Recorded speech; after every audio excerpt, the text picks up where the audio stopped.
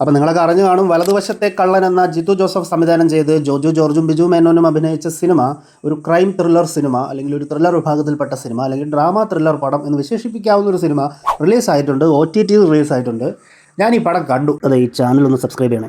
പടം എനിക്ക് തിയേറ്ററിൽ കാണാൻ പറ്റിയില്ല, ഞാനിപ്പോൾ OTT വന്നപ്പോഴാണ് കണ്ടത്. ആക്ച്വലി എനിക്ക് സിനിമ ഇഷ്ടപ്പെട്ടു. ചിലരൊക്കെ അഭിപ്രായം മോശമായിട്ടായിരുന്നു പറഞ്ഞിരുന്നത്. പടം പോരാ എന്നൊക്കെ പറയുന്നത് കേട്ടു.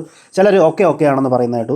എനിക്ക് ആക്ച്വലി ഒരു സിനിമ ജസ്റ്റ് ഇങ്ങനെ ടൈം പാസിന് കണ്ടുകൊണ്ടിരിക്കാം എന്നുള്ളൊരു മൈൻഡിലാണ് നമ്മളെങ്കിൽ നമുക്ക് ധൈര്യമായി കാണാൻ പറ്റുന്ന ഒരു സിനിമയാണ്. അത്യാവശ്യം ബോറടി ഇല്ലാതെ നമുക്ക് എൻഗേജിംഗ് ആയിട്ട് കണ്ടിരിക്കാൻ പറ്റുന്ന ഒരു സിനിമയാണ് വലതുവശത്തെ കള്ളൻ എന്നുള്ളത് എനിക്ക് തോന്നി. ആക്ച്വലി ഈ സിനിമയ്ക്ക് എന്തിനാണ് ഇങ്ങനെ ഒരു പേര് കൊടുത്തത്, വലതുവശത്തെ കള്ളൻ? അതെനിക്ക് മനസ്സിലായില്ല. ഒരു ആകാംക്ഷ നമ്മൾ ക്രിയേറ്റ് ചെയ്യുന്ന രീതിയിൽ തന്നെയാണ് സിനിമയുടെയും കഥയുടെയൊക്കെ പോക്ക് നമുക്ക് കണ്ടിരിക്കാം. പിന്നെ ലോജിക്ക് ചിലയിടത്തൊക്കെ നോക്കുമ്പോൾ നമുക്ക് ഇതെങ്ങനെ ഇതുപോലെയൊക്കെ സംഭവിക്കും, അപ്പോൾ ഒരു ആർട്ടിഫിഷ്യാലിറ്റി ഇല്ലേ എന്നൊക്കെ തോന്നിയേക്കാം ചിലപ്പോൾ ക്ലൈമാക്സിലോട്ടൊക്കെ വരുമ്പം. പക്ഷേ നമ്മളിതൊരു സിനിമയാണ്, നമുക്കൊരു ടൈം പാസ് ആണ് എന്നുള്ള രീതിയിൽ അധികം സീരിയസ് ആയി കാട് കയറി പോവാതെ കണ്ടുകൊണ്ടിരിക്കുകയാണെങ്കിൽ അത്യാവശ്യം നല്ലൊരു പടം തന്നെയാണ് എനിക്ക് തോന്നുന്നത്.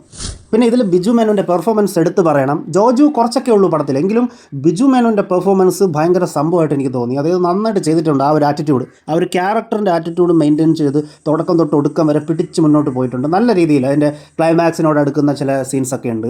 സെക്കൻഡ് ഹാഫിലെ പകുതിയോളം വരുന്ന ഒരു വലിയൊരു സീനാണ്. അപ്പോൾ ആ ഒരു സിനാരിയോയിൽ നല്ല രീതിയിലുള്ള പെർഫോമൻസാണ് കാഴ്ചവെച്ചിട്ടുള്ളത്. അതെനിക്ക് എടുത്ത് പറയണമെന്ന് തോന്നി. ജിത്തു ജോസഫിൻ്റെ മേക്കിംഗ് പോരാ, കാലമൊക്കെ കഴിഞ്ഞു അദ്ദേഹത്തിൻ്റെ എന്നൊക്കെ പറഞ്ഞിട്ട് ചില കമൻസുകളൊക്കെ ഞാൻ ഈ പടം വന്നപ്പോൾ റിവ്യൂസിൽ കണ്ടിട്ടുണ്ടായിരുന്നു. ആക്ച്വലി എനിക്ക് അങ്ങനെ തോന്നിയില്ല. അത്യാവശ്യം നന്നായിട്ട് തന്നെ അദ്ദേഹം ഈ പടം എടുത്ത് വെച്ചിട്ടുണ്ട്. അതിൻ്റെ മേക്കിംഗ് ആയിരുന്നാലും ബോറടിയൊന്നും ഇല്ലാതെ നമുക്ക് കണ്ടിരിക്കാൻ പറ്റുന്നത് തന്നെയാണ്. അപ്പോൾ ഓവറോൾ വലതുവശത്തെ കള്ളൻ എന്ന സിനിമ കാണാൻ കൊള്ളാവുന്നുള്ള ഒരു പടമാണ്. അത്യാവശ്യം ത്രില്ലർ പരിപാടിയൊക്കെ ഉള്ള ഒരു സിനിമയാണ്. സമയമുണ്ടെങ്കിൽ കണ്ടു നോക്കുക, നിങ്ങൾക്ക് നല്ലൊരു എക്സ്പീരിയൻസ് ആയിരിക്കുമെന്ന് എനിക്ക് തോന്നുന്നു. എനിക്ക് ഇഷ്ടപ്പെട്ടു.